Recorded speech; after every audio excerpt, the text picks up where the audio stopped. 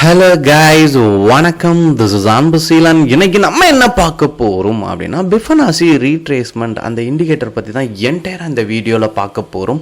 பிகினராக இருக்கிறீங்க அப்படின்னா ஸ்கிப் பண்ணாமல் எண்டு வரைக்கும் இந்த வீடியோவை பாருங்கள்.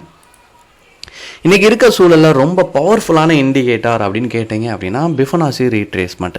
என்னுடைய கிளாஸில் ஒரு நபர் ஜாயின் பண்ணியிருந்தார். அவர் மோஸ்ட்லி அவரோட ட்ரேடை பார்த்தீங்க அப்படின்னா பிட்காயினில் இருந்துச்சு.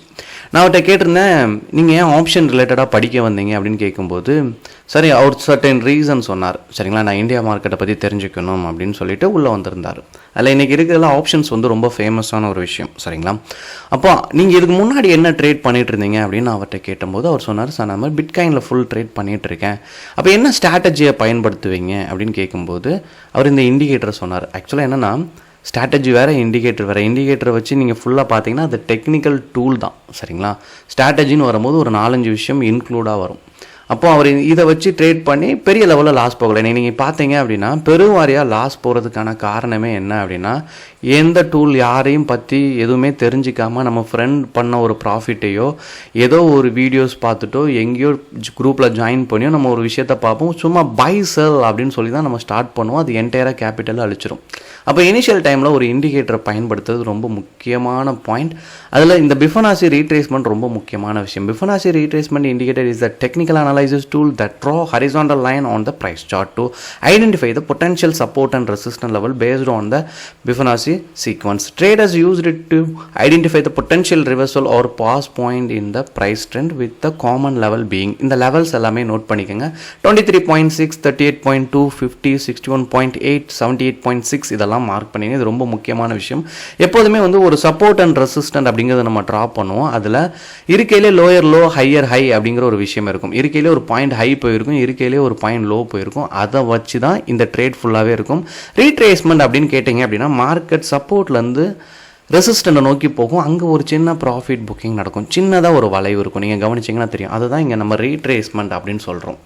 இது எப்படி ஒர்க் ஆகும் அப்படிங்கிறதுல இது எல்லாமே நான் சொல்லிட்டேன். இதில் முக்கியமான கோல்டன் ஜோன் அப்படிங்கிறது வந்து அந்த ரீட்ரேஸ்மெண்ட் பாயிண்ட் நடக்கல 38.2, 61.8 அப்படிங்கிறது ரொம்ப முக்கியமான கோல்டன் ஜோன் அப்படின்னு நம்ம சொல்லுவோம். இதை உள்ளே எப்படி மாற்றணும் அப்படின்னா, ஸோ ஆஸ் யூஷுவல் நார்மலாக என்ன பண்ணிடுங்க அப்படின்னா, உங்கள் சார்ட் அந்த இடத்துக்கு அந்த பேஜுக்கு வந்துடுங்க. வந்த உடனே என்ன பார்த்தீங்க அப்படின்னா இங்கே ஆல் இருக்கும். இதை நீங்கள் கிளிக் பண்ணீங்க அப்படின்னா பிஃபனாசின்னு இருக்கும். இதுதான் அதனுடைய டூல், பிஃபனாசி ரீட்ரேஸ்மெண்ட். சரிங்களா, நான் உள்ளே சொல்லியிருந்த செட்டிங்ஸ் இந்த லெவல்ஸ் எல்லாமே இருக்கா, இதை அப்படியே என்ன பண்ணுங்கள், சும்மா ஒரு லோலேருந்து ஒரு ஹை பாயிண்ட்டை மார்க் பண்ணுங்கள். இந்த இடத்துல நீங்கள் ரைட் கிளிக் பண்ணீங்க அப்படின்னா எடிட் செட்டிங் இருக்கும். இந்த இடத்துக்கு வந்துட்டீங்க அப்படின்னா நான் அங்கே கொடுத்த பாயிண்ட் இருக்குல்ல, அதை மட்டும் ஆட் பண்ணிங்க. அதில் எக்ஸஸாக நான் என்ன ஆட் பண்ணியிருக்கேன்னா அந்த 0, சரிங்களா, 0% இங்கே 100 எக்ஸஸாக நான் ஆட் பண்ணியிருக்கேன். சரிங்களா, இதை கொடுத்துட்டு டன் கொடுத்துருங்க. உங்களுக்கு என்ன கலர் வேணுமோ நீங்கள் அந்த கலர் என்ன பண்ணிக்கலாம், சூஸ் பண்ணிக்கலாம். உங்களுக்கு எந்த லைன் தெரியணும் அப்படிங்கிறதுல உங்களுக்கு வந்துடும். சரிங்களா, ஸோ ஷேடோ லைன் வேணும் அப்படின்னா நீங்கள் யூஸ் பண்ணிக்கலாம் பேக்ரவுண்டில். முக்கியமாக பார்த்தீங்க அப்படின்னா இதை நீங்கள் பயன்படுத்தும் போது ஒரு ட்ரெண்டிங் மார்க்கெட் அப்படிங்கிறது ரொம்ப முக்கியமான விஷயம். சரிங்களா, சப்போர்ட்லேருந்து ரெசிஸ்டண்ட்டை நோக்கி போனாலும் சரி, ரெசிஸ்டன்ட்லேருந்து சப்போர்ட்டை நோக்கி வரும்போது இதில் இருக்கையிலே ஹையர் ஹை எது, இதில் இருக்கிறதுலே லோயர் லோ எது அப்படிங்கிறத மார்க் பண்ணும். இன்னொரு முக்கியமான விஷயம், நீங்கள் பிகினராக இருக்கிறீங்க அப்படின்னா எனக்கு இந்த ட்ரேடில் வந்து ரொம்ப கடினமாக இருக்குது, இந்த இண்டிகேட்டரை எப்படி பயன்படுத்தணும் அப்படின்னு கேட்டிங்கன்னா ரொம்ப சிம்பிள். ஃபர்ஸ்ட் டெக்னிக்கலாக நீங்கள் ஸ்ட்ராங்காக இருக்கணும். ஒரு மார்க்கெட்டுக்குள்ளே பையர் இருக்காரா செல்லர் இருக்காரா அப்படிங்கிறத மந்த்லி டைம் ஃப்ரேம் போடுங்க. இந்த கேண்டில் க்ரீனாக இருந்ததுன்னா என்ன அர்த்தம், இது சப்போர்ட்லேருந்து ரெசிஸ்டண்ட்டை நோக்கி போகுதுன்னு அர்த்தம். அப்போ இது என்னென்னா மார்க்கெட் வந்து மேலே ட்ராவல் ஆனால் மட்டும்தான் அது க்ரீன் கலர்லேயே இருக்கும். அப்போ இதுக்குள்ளே யார் இருக்கா, இந்த மந்த் ஃபுல்லாகவே பையர் இருக்காங்க அப்படின்னு அர்த்தம். அது அப்படியே வீக்லி டைம் ஃப்ரேம் போடுங்க. க்ரீனாக இருக்குன்னா என்ன அர்த்தம், உள்ளே யார் இருக்கா, பையர் இருக்கான்னு அர்த்தம். டே டைம் ஃப்ரேம் கொடுங்க. இந்த டே டைம் ஃப்ரேமில் நீங்கள் நார்மலாக பார்த்தீங்கன்னா இதனுடைய ஹையெல்லாம் பிரேக் பண்ணும்போதே எங்கெல்லாம் நீங்கள் என்ட்ரி கொடுத்தாலுமே சின்ன சின்ன ப்ராஃபிட் அப்படிங்கிறது கட்டாயமாக இருக்கும். இந்த ரெட் கேண்டலாக இருந்தாலுமே நீங்கள் பாருங்கள், 25,938, 940ன்னு வச்சுக்கோங்க. மேலே நீங்கள் பார்த்தீங்க அப்படின்னா அதாவது 26,000 வரைக்கும் போயிருக்கு. கிட்டத்தட்ட 60 பாயிண்ட்டு ஈஸியாக சாலிடாக என்ன வந்துடும் அப்படின்னா ப்ராஃபிட் வந்துடும். சரிங்களா, இப்போ இதில் தான் நீங்கள் என்ன பண்ணணும் அப்படின்னா இந்த இண்டிகேட்டரை புஷ் பண்ணும்போது நல்லாயிருக்கும். இன்னொரு விஷயம், நீங்கள் இண்டிகேட்டர் இன்னும் இந்த கேண்டலை பற்றி உள்ளே ரீட் பண்ண நிறைய ஐடியாஸ் வரும். இதில் 3 ஹவர்ஸோட டைம் ஃப்ரேம் ரொம்ப முக்கியமானது. என்னுடைய ப்ரீவியஸ் வீடியோலாம் நீங்கள் பார்த்தீங்கன்னா இதை நான் அழகாக இன்டிமேட் பண்ணி சொல்லியிருப்பேன். ஒரு நாளைக்கு 3 கேண்டில் தான் வரும், 3 ஹவர்ஸ் கேண்டில். இதில் ஃபர்ஸ்ட் கேண்டில் எப்போல்லாம் லோவே பிரேக் பண்ணுச்சு அப்படின்னா நமக்கு ப்ராஃபிட் வரும். நீங்கள் நல்லா கவனிச்சிங்க அப்படின்னா தெரியும். ஸோ இதனுடைய ஹையை பிரேக் பண்ணும்போது என்ட்ரி கொடுத்தா ப்ராஃபிட் வரும். சரிங்களா? இதனுடைய ஹையை என்ட்ரி கொடுக்கும்போது இங்கே ப்ராஃபிட் வரும். நீங்கள் ரெட் கேண்டில் நினைப்பீங்க, பட் இதுக்குள்ளே நீங்கள் வந்து பார்த்தீங்க அப்படின்னா கண்டிப்பாக 10 பாயிண்ட்ஸ் கூட இல்லாமல் இருக்காது.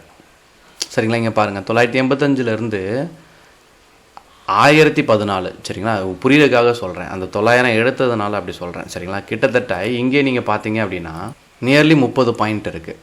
அதனால் சீரியஸாகவே நல்ல ஒரு ப்ராஃபிட் தரும். நீங்கள் எடுக்கிற டைம் ஃப்ரேம் ரொம்ப முக்கியம். சரிங்களா? இப்போது நான் நெஃப்டியை பற்றி எனக்கு நல்லாவே தெரியும், நான் நெஃப்டியில் தான் மேஜராக ட்ரேட் எடுக்கிறேன் அப்படின்னு நீங்கள் ஃபீல் பண்ணுறீங்கன்னா இந்த இண்டிகேட்டரை நீங்கள் அதிலேயே டேரெக்டாக பயன்படுத்துங்க. சரிங்களா? ட்ரெண்டிங்காக மார்க்கெட் எப்படி போகுது அப்படிங்கிறத ட்ரெண்டிங்காக பார்த்துக்கோங்க. இருக்கிறதுலே லோ எது, பாயிண்ட் எது, இருக்கையிலே ஹை பாயிண்ட் எது அப்போ இருக்க சூழல்ல அப்படிங்கிறத நீங்கள் தெரிஞ்சுக்கணும். சரிங்களா? லோ பாயிண்ட்லேருந்து ஹை பாயிண்ட்டுக்கு நீங்கள் கிளிக் பண்ணிட்டீங்க அப்படின்னா நான் சொல்லியிருந்தேன்ல கோல்டன் ஜோன் அப்படின்னு சொல்லி 38.2 61.8 அப்படின்னு சொல்லியிருப்பேன். சரிங்களா? ஸோ இந்த இடத்துல நல்லா நீங்கள் கவனித்து பார்த்தீங்க அப்படின்னா அந்த இடத்துல தான் ரீட்ரேஸ்மெண்ட்டே நிறையா நடந்திருக்கும். சரிங்களா? ஸோ இந்த இடத்துல இருந்து கட்டாயி மேலே போகும்போது நம்ம என்ன பண்ணிக்கலாம், என்ட்ரி பாயிண்ட்டை கொடுத்துடலாம். அதே மாதிரி மார்க்கெட் சரிங்களா டவுனில் போயிட்டுருக்கு அப்படிங்கும்போது நீங்கள் இப்போ நான் கணிக்கிறீங்க, நான் சிம்பிளாக காட்டுறேன். சரிங்களா? பட் ஜோன் ரொம்ப முக்கியம். ஜோனை கரெக்டாக பார்த்துட்டீங்க அப்படின்னா ஒரு புரிதலுக்குள்ளே வந்துடுவீங்க. சரிங்களா? அப்போ நல்லா டவுன்ஃபால் ஆகிட்டு இருக்கும்போது சரிங்களா market high to low mark பண்ணும். இங்கே உங்களுக்கு சேஞ்ச் ஆகும் பாருங்கள், இந்த 0% அப்போலாம் மேலே இருந்திருக்கும், இங்கே கீழே இருந்திருக்கும். சரிங்களா? இங்கே 100 ரீச் ஆனவுடனே இங்கேருந்து பார்த்தீங்கன்னா இது என்ன சொன்னேன், கோல்டன் ஜோன் அப்படின்னு நான் சொல்லியிருப்பேன். இதனுடைய லெவல் கட் ஆகும்போது இன்ட்ராடேக்கு, ஏன்னா 3 ஹவர்ஸ் கேண்டில் தான் நம்ம டைம் ஃப்ரேம் பயன்படுத்துகிறோம். சரிங்களா? ஸோ அந்த லெவலை கட் ஆகும்போது நம்ம என்ன பண்ணிடலாம், என்ட்ரி பாயிண்ட்டுக்கு ரெடி ஆகிடலாம். இதில் 3 ஹவர்ஸோட டைம் ஃப்ரேம் நான் சொல்லியிருந்தால நம்ம நார்மலாக என்ன பண்ணுவோம், 3 ஹவர்ஸோட டைம் ஃப்ரேம் நல்லா ஒர்க் ஆகிருக்கும் அப்படின்னு சொல்லிப்பேன். 1 2 3 சரிங்க 3 ஹவர்ஸ் டைம் ஃப்ரேம். இதில் மேலேயே வரல பாருங்கள், அந்த ஜோனை தாண்டின அப்புறமா அடுத்த கேண்டில் என்னென்னா விக் வச்சு உள்ளே அப்படி மேலே வந்து ரெசிஸ்டன்ட் பாயிண்ட் மேலே வரதுக்கான சான்சஸ் இருக்கும். பட் இந்த இண்டிகேட்டரோட நீங்கள் அந்த கேண்டில் ஸ்டிக்கையும் சேர்த்து யூஸ் பண்ணும்போது மேலேயே வராது, எனக்குள்ளே ஒரு நல்ல ப்ராஃபிட்டை புட் ஆப்ஷனில் உங்களால் மேக் பண்ண முடியும். ஸோ இந்த இண்டிகேட்டர் ரொம்ப மோஸ்ட் பவர்ஃபுல்லான இண்டிகேட்டர் தான். எனக்கு MBA படிக்கும்போது இதை பற்றியெல்லாம் எக்ஸ்பிளைன் பண்ணுவாங்க. சரிங்களா? அப்போ நான் என்ன நினச்சேன், ஒரு கம்பெனியோட ப்ராஃபிட்டோ நஷ்டமோ தான் என்ன பண்ணும் அப்படின்னா அந்த ப்ரைஸ் லெவலில் நிர்ணயிக்கும் அப்படின்னு நினச்சேன். ஆனால் மார்க்கெட்டுக்குள்ளே வந்தோடனே எங்கள் சப்போர்ட் அண்ட் ரெசிஸ்டன்ட் ஒரு லெவல் இருக்குது. இதை நீங்கள் ப்ராப்பராக அப்ரோச் பண்ணீங்க, ஒரு பிஸ்னஸ் ரீதியாக அப்ரோச் பண்ணுறீங்க, 1 by 1 பொறுமையாக கற்றுக்கங்க. எப்போதுமே பேக் எண்டில் இருக்கிற விஷயத்தை தெளிவாக கற்றுக்கிட்டீங்க அப்படின்னா you will become a good trader. உங்களுக்கு ஏதாச்சும் டவுட் இருந்தாலும் கண்டிப்பாக கமெண்ட் பாக்ஸில் அந்த டவுட்டை தெரிவிக்க மறந்துடுங்க. Okay guys, thank you so much for வாட்சிங் this video. Tata, bye bye, see you.